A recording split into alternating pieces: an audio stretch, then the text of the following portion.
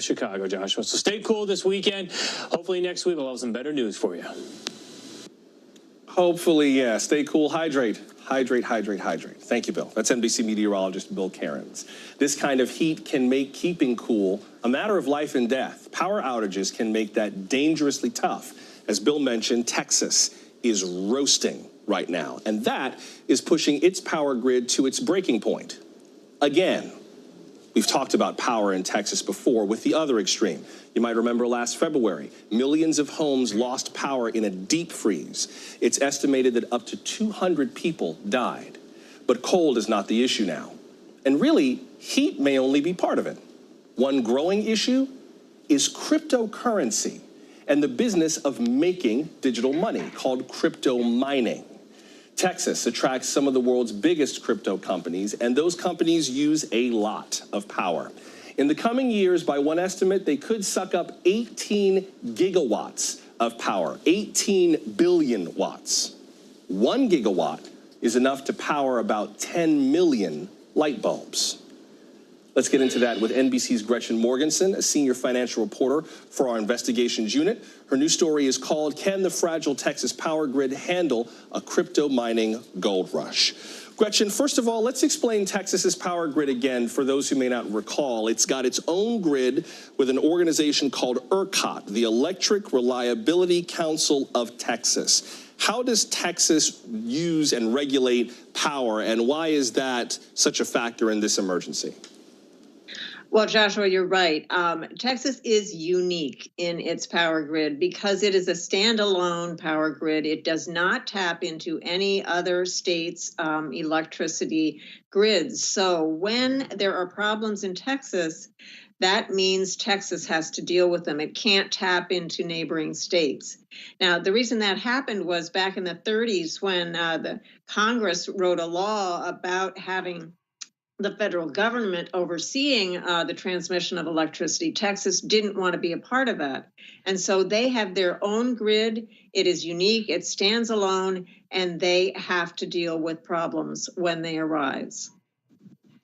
How far is the grid in Texas being stretched right now? I mean, how much more can it take? Well, right now they have the cushion that they normally have, which is about 5,000 megawatts. They like to run with that kind of a cushion. When it gets to be about half that amount, they then ask people to conserve energy, to cut back on your usage. And that's exactly what they did last week.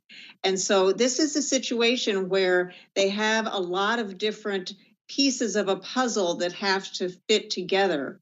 And when you have a lot of, they do have wind power, for instance, but sometimes the wind isn't as productive for them. And so that creates a problem. They are okay right now, but as these temperatures continue at these high levels, they will undoubtedly go back to the conservation that they've been. Let's talk about crypto mining. Things like Bitcoin and Ethereum are created, are mined, by computers that perform hyper-complex computations, and by solving these computations, kind of feeding them to a system, it spits out currency. That takes an immense amount of processor power. Your laptop at home is not enough to be able to do modern-day crypto mining. But how much power are we talking about, Gretchen? I mean, is this a huge drag on the system? Is this just a drop in the bucket? How big is it? It's an enormous drag on the system, Joshua. Now, ERCOT would not tell me how much electricity the current Bitcoin and other crypto miners in Texas are tapping from the system. They wouldn't tell me that. But they did say that they anticipate it, as you pointed out in the beginning, to be 18 gigs at some point. Right now, the system is 80. So you can see how big a proportion that is. Now, the system will grow, of course, from 80, but we're talking about an immense drain, an immense amount of energy that is being used in Texas. And, you know, the problem for some people who have been, you know, living in these areas where they're building these mines is they're concerned that it's going to impact the price of electricity for them. And studies have shown that when Bitminers Bitcoin miners come into an area, the price of electricity for everybody does increase. And that is a concern for people, especially now with inflation and the cost of living going up. I hate to sound cynical, but having lived and worked in and covered Silicon Valley, a lot of the ecological messaging is very loud and clear and resounding until it impacts the bottom line. And then a lot of tech companies get very reticent to go green if it's going to cost them money. What's the outlook in terms of making crypto mining in Texas more sustainable, on making it rely more on renewable resources so everyday people don't get pinched? Well, what would have to happen, Joshua, is for there to be more infrastructure built in Texas that relies on green energy. Right now, about 22% of the grid consists of solar and wind. And that's really great because it's gone up, but it really needs to be more, because when you have this constant 24/7 demand of the Bitcoin miners, you're going to use a lot of fossil fuels to be able to tap into that energy.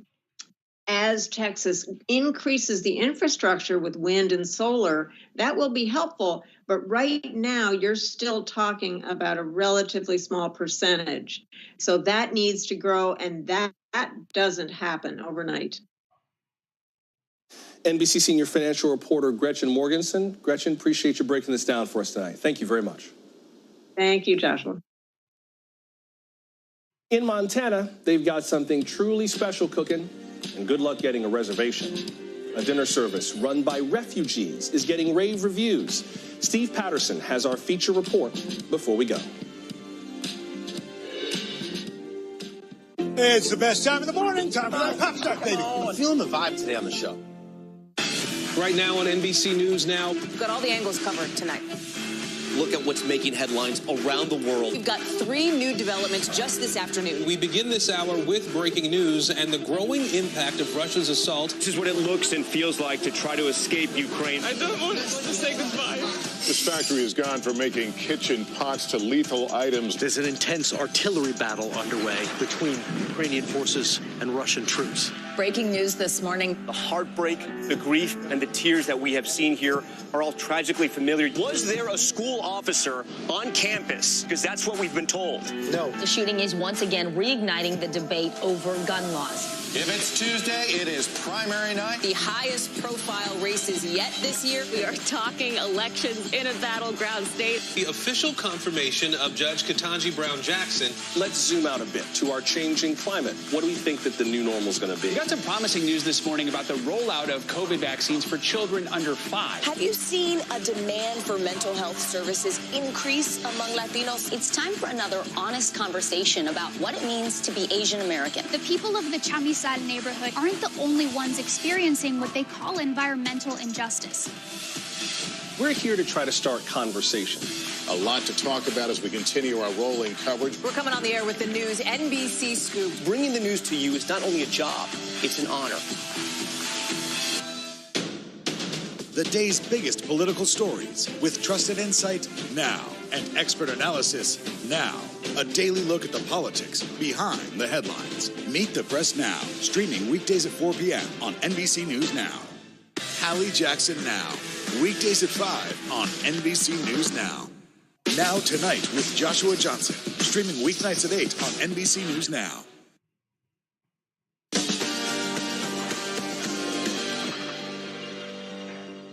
In Missoula, Montana, one of the most popular places to eat is run almost entirely by refugees. A relocation program is supporting immigrants and refugees, helping them establish themselves in the community. And it's introducing locals to other cuisines and cultures. Tonight's feature report comes to us from NBC's Steve Patterson. Hey, Steve. Yeah, Joshua, this tiny little kitchen in Missoula, Montana truly is getting buzz across the country. We wanted to find out why, and a big reason, as we learned personally, is it has a lot to do with the delicious food really from across the world, but also it's so much more than that. Take a look. Nestled deep beneath the rolling hills that cradle scenic downtown Missoula, you might be surprised to learn that for a world-renowned meal, the hottest ticket in town isn't one of the restaurants on Main Street. Not even close. In fact, it's not a restaurant at all. At the start of any given week, enticing smells from Syria to Iraq, Congo to Pakistan waft and rise from this tiny basement kitchen underneath this unassuming Methodist church. Last week, you could have caught a hint of curry simmering in Haroon Hassani's chicken mure, highlighted with a splash of dal. You're not nervous? No. There's going to be a lot of people in here, Haroon. No, I am good. I'm excited. Haroon, an Afghan evacuee from Parwan, is beaming between making more than 100 meals for Missoula's United We Eat, a once-a-week meal service that pays refugee and immigrant chefs to cook an array of takeout meals for the community. And the community is obsessed. Everything I've tried so far has been great. You know, we try to order almost every week. Oh, wow. Yeah. For most of Missoula, I think that this is probably their best opportunity to get exposure to diverse food. And that's the deal. The chefs get to share their food, express their culture, and provide for their families, while every week, Missoula gets another taste of the world. And it's a big hit. It's good. So far, nearly $50,000 has been paid to more than 24 chefs who've cooked nearly 6,000 meals for the community. The program is so popular now that when the digital menu goes live to more than 2,000 participants at the end of every week, meals typically sell out in less than 30 minutes. We set reminders on our phones for Thursday morning at 9 a.m. Are you surprised by the amount of demand that it's generated? Not at all. This town is hungry for what we offer.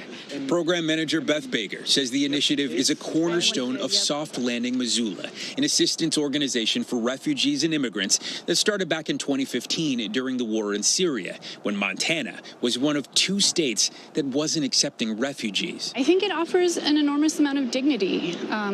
These folks often come from cultures where sharing food and hospitality and generosity are significant parts of their culture. And to be able to offer that to the Missoula community is a really important thing for them. It was really important for 23-year-old Roseanne Shabib. They make us like to feel we are welcome here, and they like refugee and immigrant to share food. Roseanne fled the war in Syria with her family and spent more than 7 years in Cairo after escaping Damascus, waiting to be resettled as a refugee.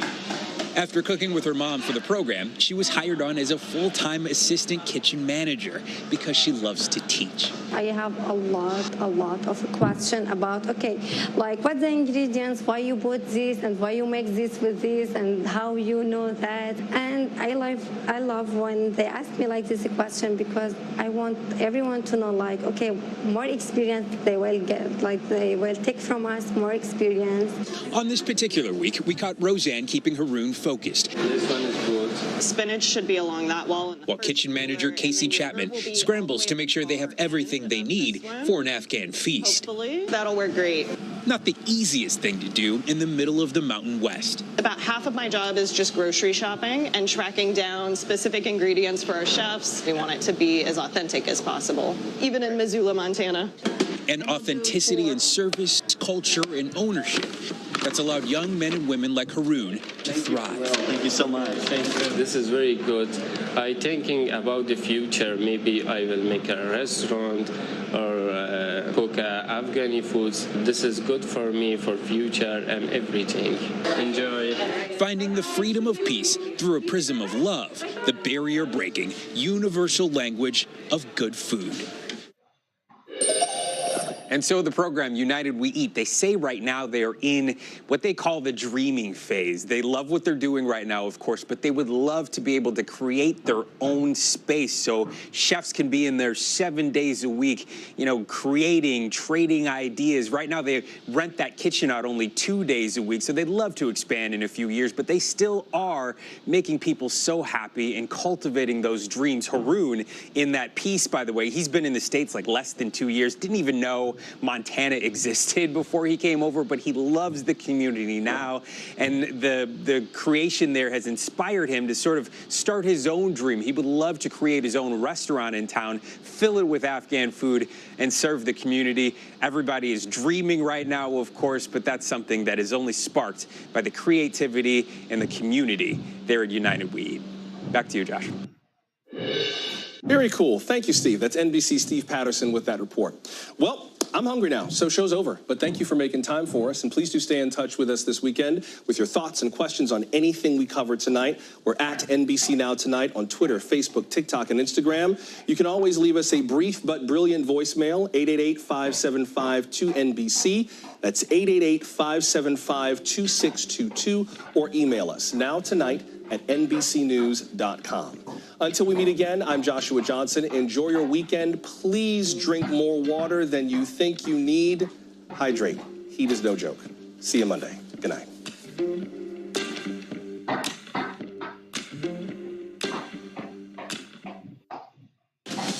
Tonight, 84 million Americans under weather alerts as this relentless heat wave turns deadly. Hot and dry conditions fueling wildfires across the country.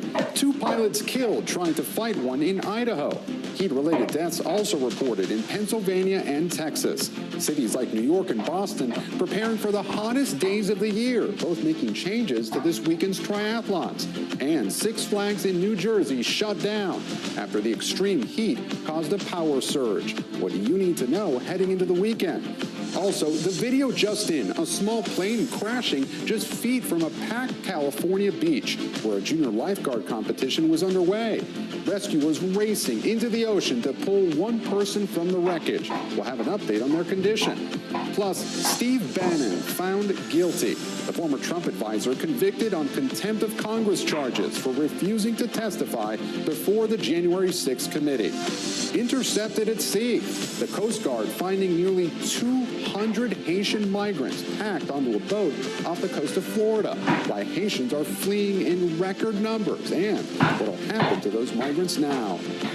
Water gun shooting. An off-duty corrections officer gunning down a teen in the Bronx who had a water pellet gun. Why law enforcement thinks it could be a TikTok challenge gone horribly wrong. And the heart-stopping video of a Chinese toddler falling from a 5th-floor window. The miraculous rescue from bystanders below. Top story starts right now.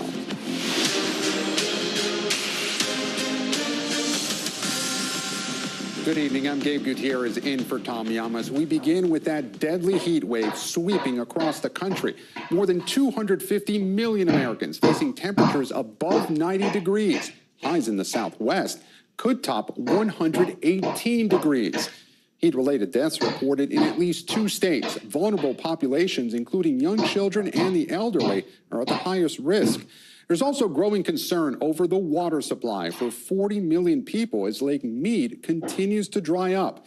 And the record-breaking heat could also give way to another round of severe storms in the central U.S. Bill Cairns is standing by with a forecast.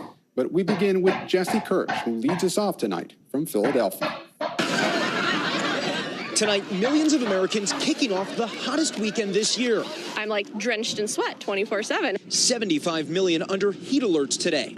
Phoenix hitting 114, Dallas 101, and Philadelphia reaching 96, but feeling like 106 this weekend with humidity. Isn't it too hot to be running the Rocky Steps? The heat is rocky.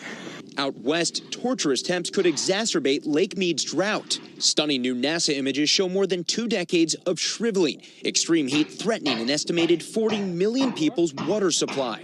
Meanwhile, back east, Amtrak warning it's so hot, some trains need to slow down. Heat is a silent killer. This massive heat wave now also turning deadly. Officials reporting heat-related deaths in Texas and Pennsylvania, both victims older with underlying conditions. What kinds of things can be exacerbated by the heat? The largest category is going to be patients who have cardiovascular disease. They have underlying lung disease, asthma, COPD. Heat kills an estimated 1,300 people every year in the U.S., more than any other weather event. When heat stroke becomes severe, you may become confused. Maybe some slurred speech, difficulty walking. Obviously, increased thirst is going to be a sign. With the elderly and those experiencing homelessness especially vulnerable, groups wasting no time. Someone literally just said to me, this bottle of water saved my life today. Heading into a weekend of more record highs, some are stuck toughing it out at work, while others splash around. But no matter what you're doing, in much of the country, there's no cool down in sight. And Jesse Kirsch joins us now live from Philadelphia. Jesse, with so many people in the danger zone for this heat, what are some people doing to stay safe?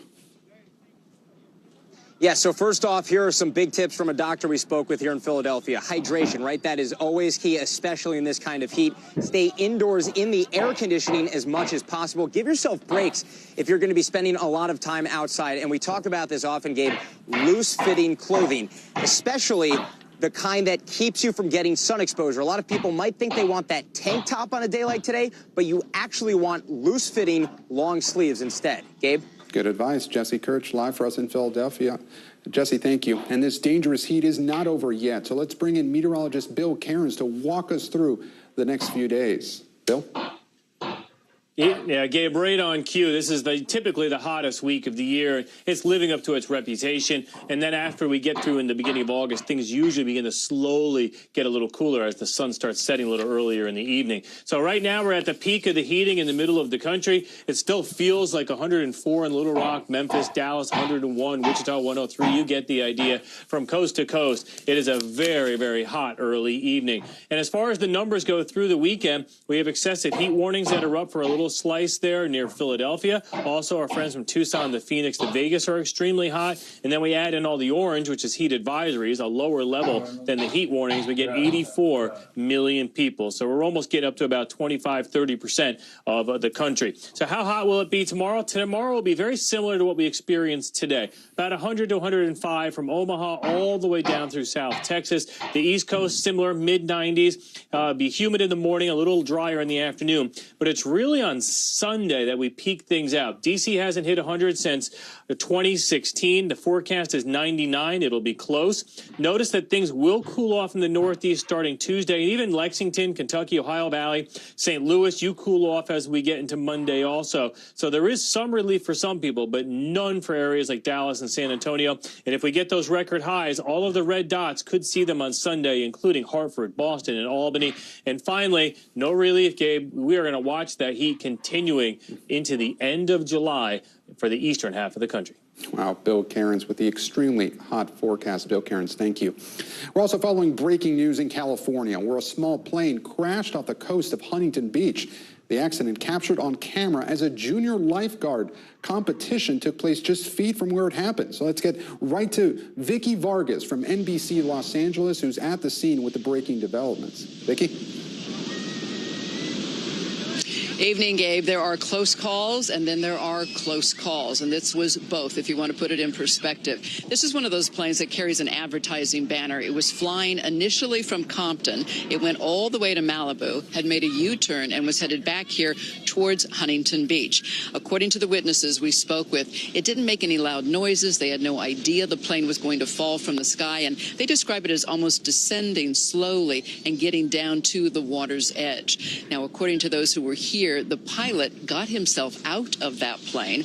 And as you say, there were lifeguards, hundreds of them nearby. There's a statewide championship underway. The lifeguards who are participating today are between 9 and 18 years old. Quite a few of them have life-saving skills, so they ran to help this gentleman. The pilot was transported. They're not sure about his injuries, but they don't think they're anything more than minor. But they did send him to a hospital because they want to check him out.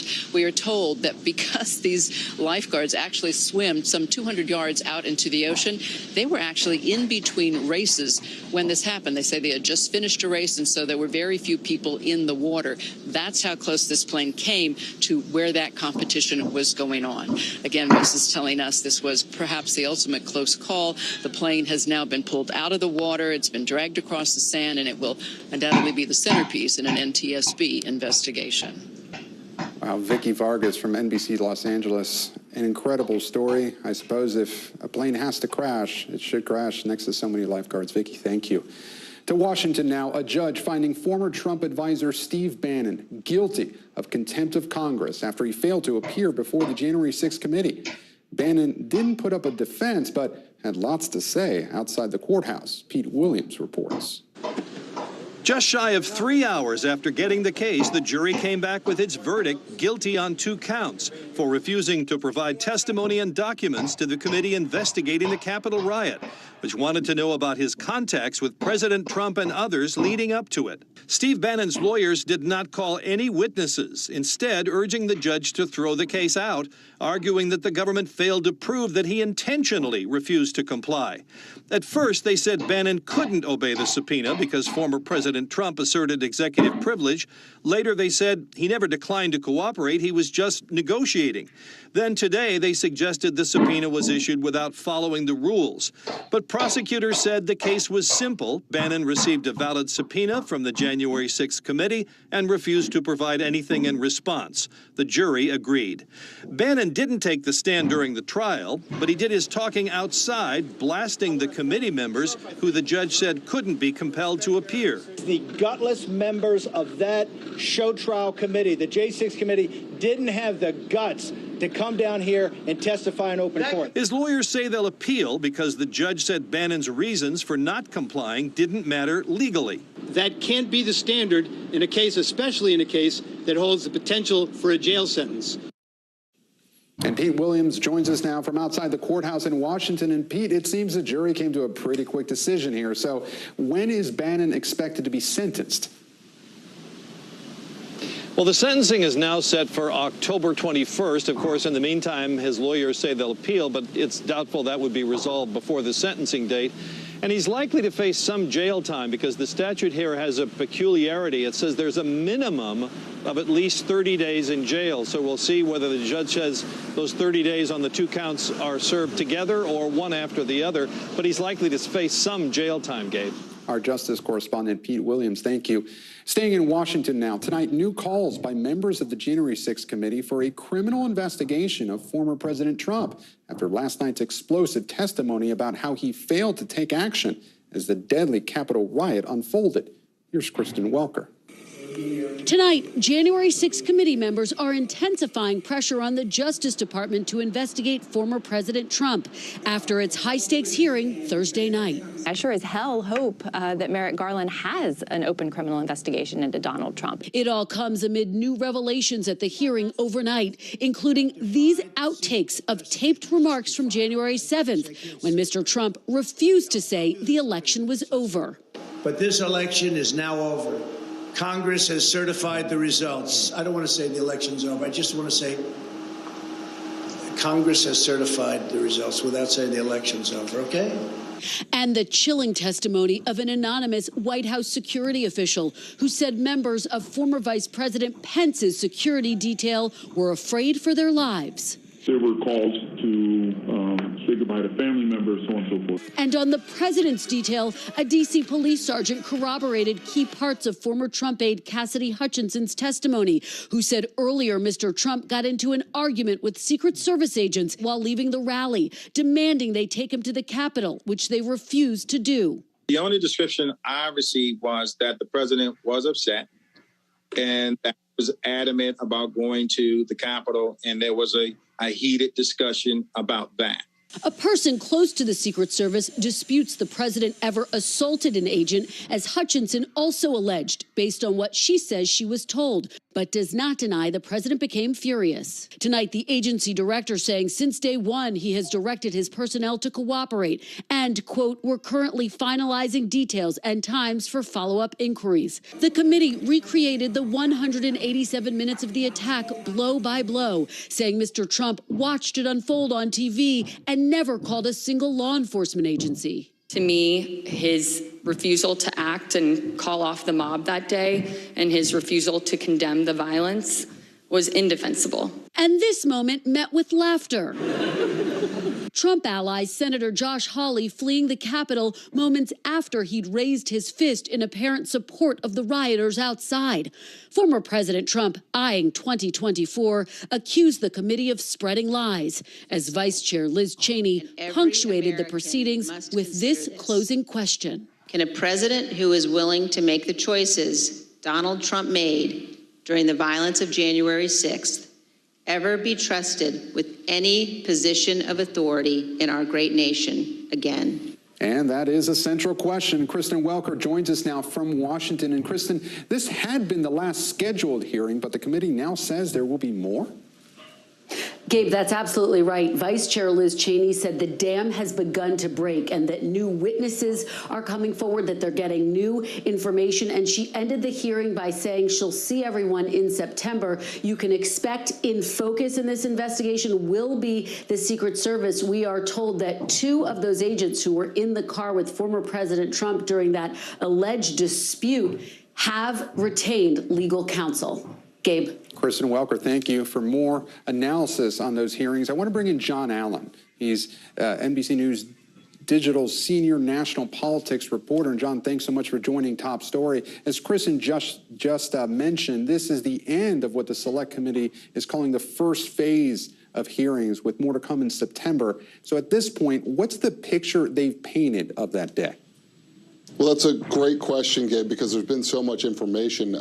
But basically, you have to go back to the beginning at the end of the election when former President Donald Trump, having lost, was told by his advisors that he had lost, decided to go out and tell what people have called the big lie, that there was fraud. He went through a series of machinations to try to undo the certification of actual electors, tried to put pressure on state legislators and State Secretary of State Brad Raffensperger in Georgia. He tried to put together a slate of fake electors. He tried to pressure the Justice Department to say that there was fraud. He threatened to fire the top Justice Department official. And then on January 6th, he got to the point where it was all up to Mike Pence, then the vice president, who was going to certify the electors as he's required to do by the Constitution. And Trump started a rally at the, basically at the foot of the White House, urged his supporters to march to the Capitol, told them to fight like hell. And then, as we heard yesterday, in minute-by-minute detail, as Kristen Welker just said, former President Trump tried to go to the Capitol. When his Secret Service team told him he couldn't go, he was angry. He went back to the White House, and he sat and watched Fox News in a private dining room as the Capitol was attacked by the mob that he had sent there. And so, John, last night's hearing had its fair share of dramatic moments, as we just saw. But to you, what was most significant? A great question, Gabe. I break it down into 3 things. The most consequential was that video clip you just saw of former President Trump saying to his aides that he didn't want to say that the election was over. He didn't object to what was in his planned remarks because he thought that he had won the election. He didn't say that. What he said is he didn't want to tell the public that it was over. I think the most compelling was certainly the audio of Mike Pence's security detail inside the Capitol, fearing for their lives, telling family members goodbye. And according to one White House official whose testimony was played yesterday during the hearing, they were considering or close to, quote unquote, lethal options to get themselves and Mike Pence out for safety. And then the third thing, the comic, this has been memified across the internet in the last 24 hours. Josh Hawley, the senator from Missouri, at a quick trot running through the Capitol, fleeing from the protesters who he had riled up earlier with a fist pump. Yeah, the committee seemed to single him out, really call him out for running out of the Capitol and make a point of it. So right now, these hearings are just in Congress, John, but let's talk criminal cases or potential criminal cases.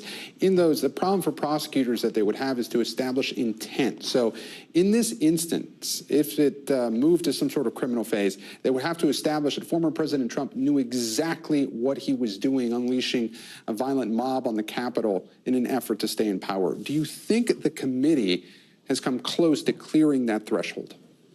It's hard for me to substitute my judgment for that of 12 prospective future jurors.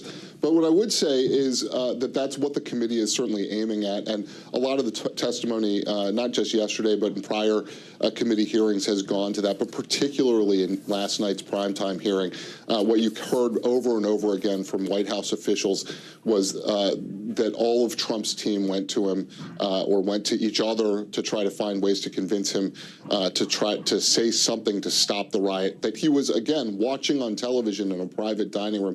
You know, the world is raging and burning outside the White House around him, and he's sitting there quietly in the private dining room watching Fox News and calling his allies on Capitol Hill, some of whom were in danger, calling Rudy Giuliani.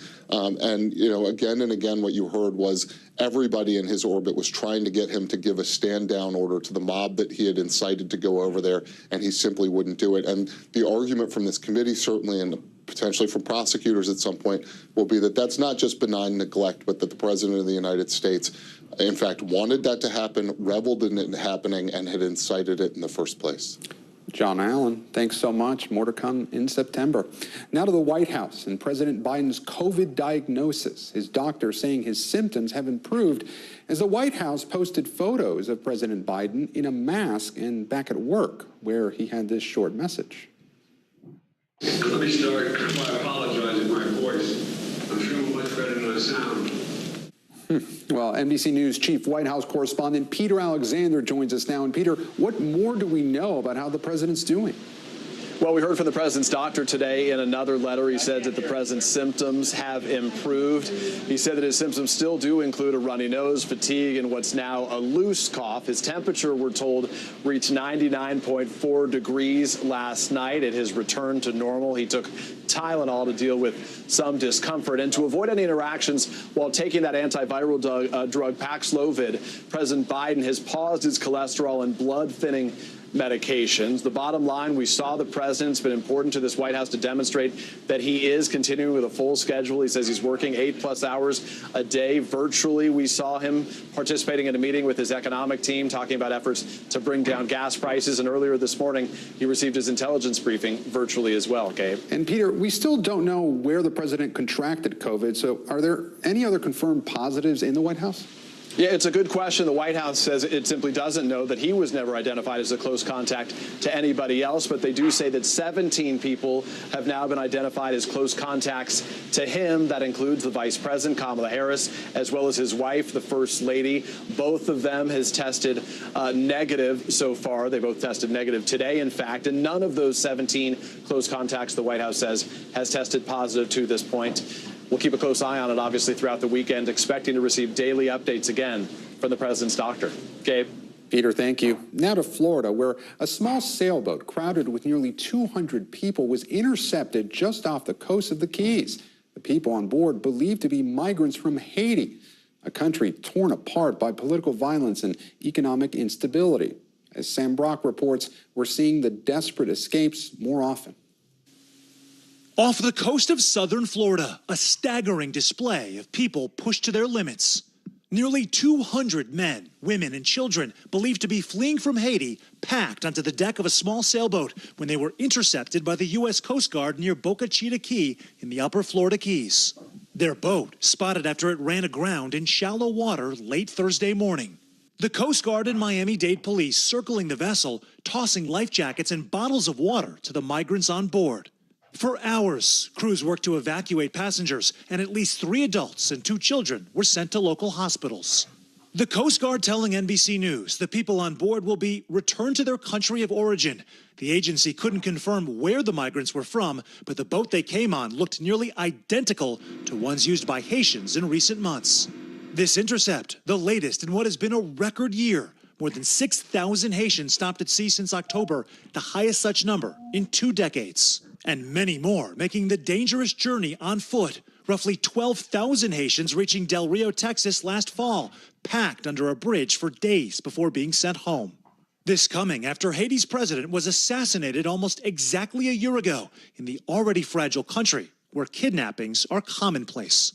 In such cases where people feel like they are dying, whether they stay or go, and they decide to go. And that's what any human being on this earth would do. If you are in a burning hell, if you're in a burning house, you're going to try to get out by any means necessary. Activists like Marlene Bastien are working to help Haitians who feel they have no choice but to flee as they face widespread hunger, soaring inflation, crippling fuel costs, and rising gang violence at home. And this would mark the first time since March that a boat originating from Haiti even made it this far. That's when 130 people landed off of Summerlin Key in the Florida Keys. Certainly there have been other efforts, but the U.S. and Haitian Coast Guards have intervened. Back in May, there was an 800-person boat that was Florida-bound that had to turn around because of engine issues, according to the Miami Herald. Gabe, back to you. Sam, thank you. Still ahead tonight, TikTok challenge turns deadly. A New York City corrections officer charged with murder after fatally shooting an 18-year-old playing with a water gun. Why the deadly encounter may have started with a social media trend. Plus, officers ambushed. A police officer killed while sitting in his patrol car. Another injured. The arrest just made. And the candidate for New York governor attacked while on stage. What the congressman is saying tonight.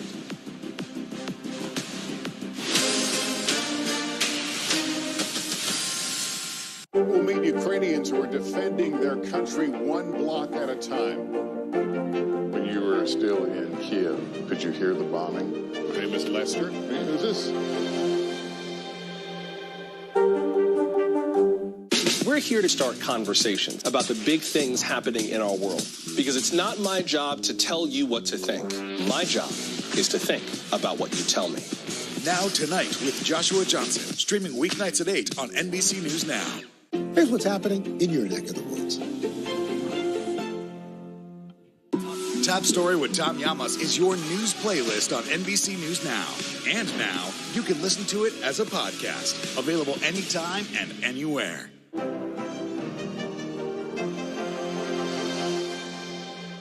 It's the best time of the morning. Time for that pop start, baby. Oh, I'm feeling the vibe today on the show. Desire, deception, and a double cross. The seduction, a deadly love story only Dateline and Keith Morrison can tell. Listen now, wherever you get your podcasts. What do you love about fatherhood? The chaos, the learning. Is climate change one of your top priorities? What's your message to girls who want to make a difference in their own communities? Believe in yourself.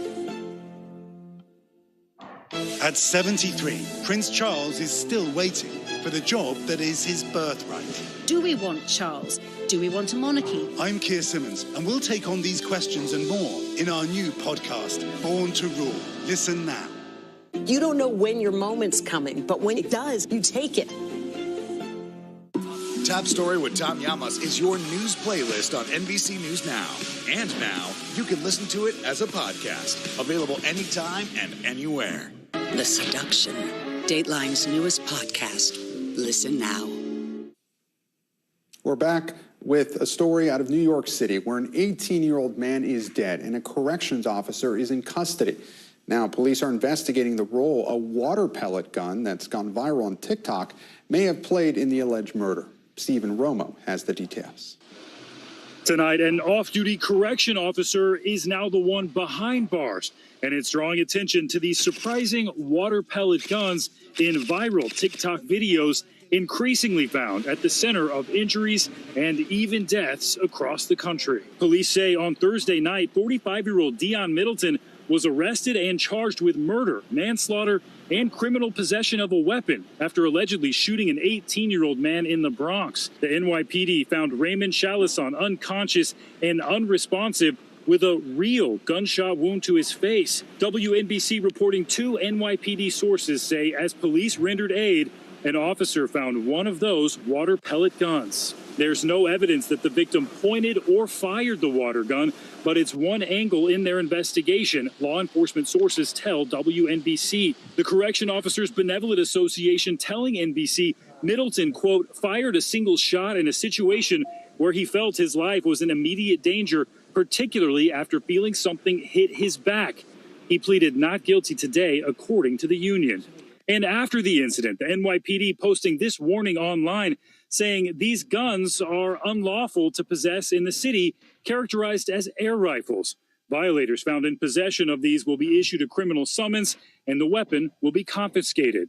It's not the first time these blasters that shoot gel water beads propelled by a spring-loaded air pump have faced scrutiny from law enforcement. TikTok made me buy it. Viral TikTok videos show the pellet guns taking off in popularity. Summer 2020 is still about to be a war zone. It's called the Orbeez Challenge, but a variety of brands make the pellet guns.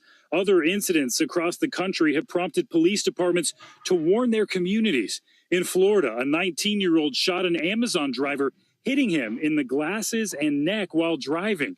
In the month of May, Newport, Rhode Island police had approximately 8 incidents, resulting in multiple arrests. And in Akron, Ohio, a 17-year-old was beaten to death in a school parking lot following a gel gun fight, according to Akron police.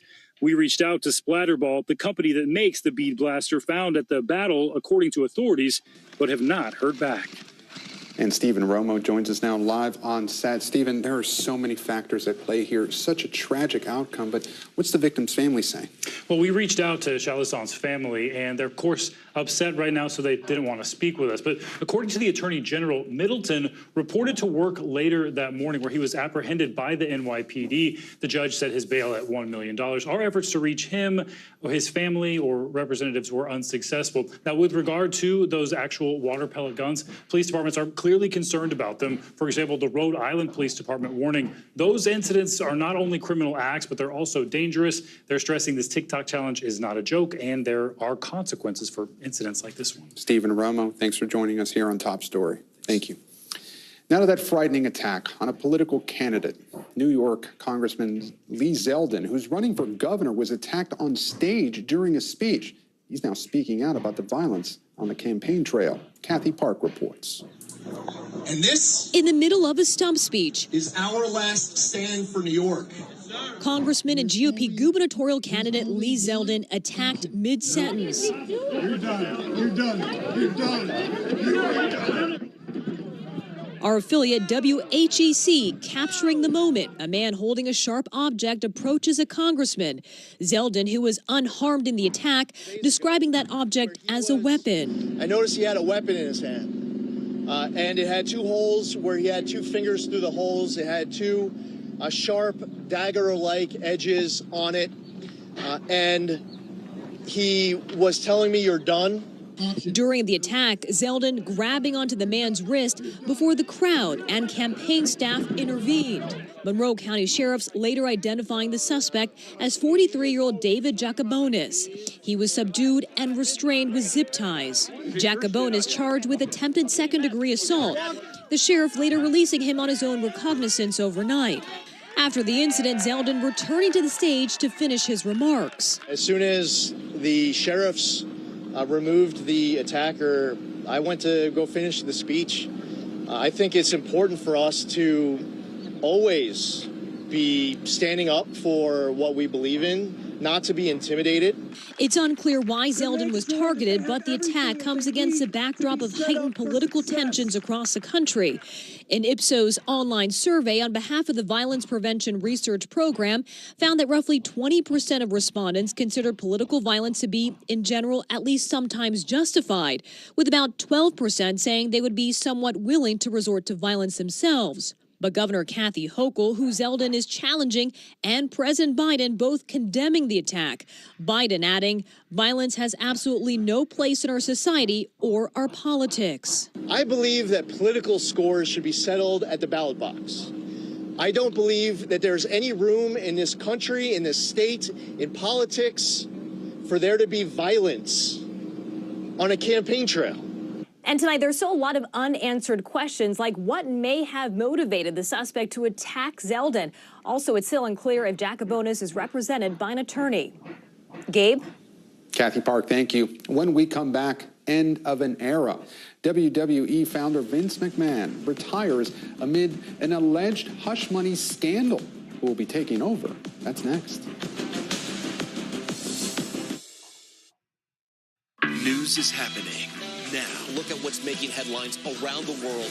Whenever it happens, wherever you are, it's here now.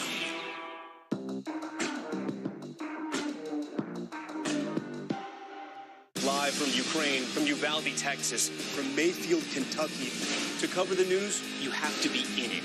This is how so many towns and cities are protecting themselves. You can actually see they're pushing the gates open. Was there a school officer on campus? That's what we've been told. No. Do you remember any tornado as bad as this one? You look at this and you're thinking, we're not going to have power for weeks, if not months. Exactly. Every night, it's your news playlist. Top Story with Tom Llamas, weeknights at 7 on NBC News Now. The Seduction, Dateline's newest podcast. Listen now. Now Tonight with Joshua Johnson, streaming weeknights at 8 on NBC News Now. And what do you love about fatherhood? The chaos, the learning. Is climate change one of your top priorities? What's your message to girls who want to make a difference in their own communities? Believe in yourself. Still to come on the Channel 2 News. Well, the waters are certainly receding now. Still too close to call. Lester Holt reporting from the Ground Zero, as it's being referred to. It is, in fact, a taste of freedom. The Haitian people know a little something about resiliency. What's the biggest risk right now? Some of the troops who have been proud. I want to welcome you to the first presidential debate. In fact, we've been told we can't go any farther. Here are some resilient folks. Let me get a hint.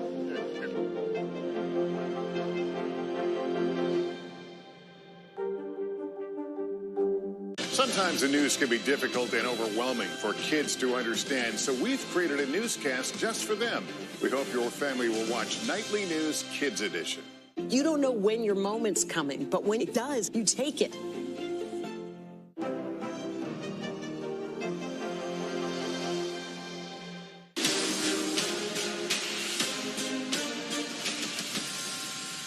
Back now with Top Stories news feed and the deadly shooting at an Iowa campground.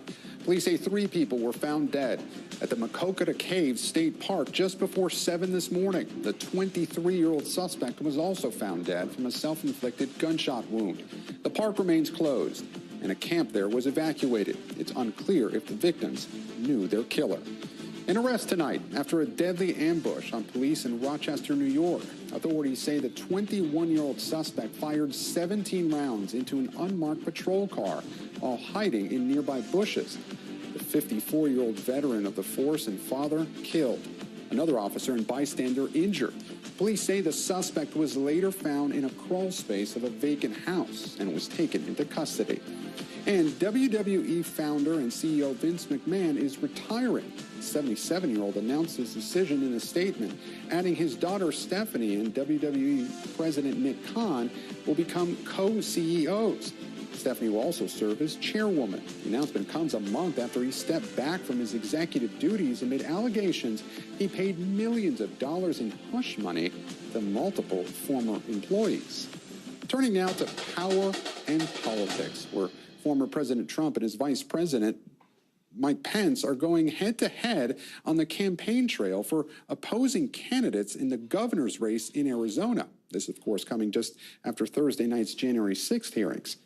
NBC's Vaughn Hilliard is on the ground for us. The choice for the Republican Party's future is the clearest yet today in Arizona. Donald Trump and his former vice president both on the campaign trail on the same day in the same state, backing opposing candidates in a contentious battle for Arizona governor. Pence for Karen Taylor Robson, a real estate consultant. Karen Taylor Robson as the next governor of Arizona. And Donald Trump holding a late-night rally for Carrie Lake. Carrie Lake, I'll tell you, she is incredible. Lake is a former local news anchor who left her job last year for politics, is an election denier and unrelenting defender of the former president. When we had President Trump at the helm, we had a secure border, strong economy, and safe streets. Thursday night's public hearing making the threat posed to Pence on January 6th clear. Now, a notable coalition standing with him today, including current Arizona House Speaker Rusty Bowers, who testified last month on the pressure he faced by Trump allies to overturn Biden's 2020 win in the state. Is this a battle for the soul of the Republican Party? Well, whether it's the soul right now, but everybody's got to reassess. Do we want to be a party that's looking into the past with some kind of grudge match all the time? Current Governor Doug Ducey also endorsing Taylor Robson. more and more conservative voices lending their names and their time and their energy to me. Lake now calls the media that she once worked for the right hand of the devil. I've already done an interview. I know what your question is. Trump has suggested that he will run for president again, but a few in the GOP are flirting with Pence as a possible alternative. The vice president is a real moral force in our party. He's a real true leader. Mail-in voting is already underway ahead of the August 2nd primary in this, what has become a proxy battle between these Trump and Pence coalitions. But ultimately, Gabe, it's going to come down to the Republican voters here in the state of Arizona. Gabe? Vaughn Hilliard, thank you. Turning now to a closer look at the deadly consequences of fake prescription drugs. Teenagers dying at alarming rates from overdoses. The DEA saying social media is playing a major role. WNBC's Jonathan Dienst has the story. He was the kid that everybody wanted to be around. Max Mather was 18 years old. His parents say their son was happy, humble, caring. His smile lit up a room. Max was home with his parents and brothers Sam and Luke Friday night, March 5th, 2021. They were joking around while making milkshakes. The next morning, the high school senior... Bad decision. A teen's bad decision becoming far easier through social media apps. Dealers use apps like Instagram, TikTok, and Snapchat to target teens, advertising prescription pills like Xanax, Adderall, Percocet, and oxycodone. NBC News has shown some examples of accounts that have since been suspended by Instagram. To make a purchase, teens can direct message sellers by using emojis like these. In some cases, the pills are delivered right to a home. Tarantino says social media companies need to step up. We want them to do more. They need to do more, and we're going to hold them accountable. In statements, some companies tell us they're taking additional steps to crack down on illegal drug sale postings, with Snapchat, for example, saying it uses advanced technology to block search results for dangerous drug-related content and will strengthen our support for law enforcement investigations. In Max's case, the alleged online dealer, just a teenager himself, was arrested. Live to the max, that was what described Max. Max's family sharing their story to try to raise awareness. It's really, really hard to go to bed every night thinking about this and wake up every day thinking about it. We're losing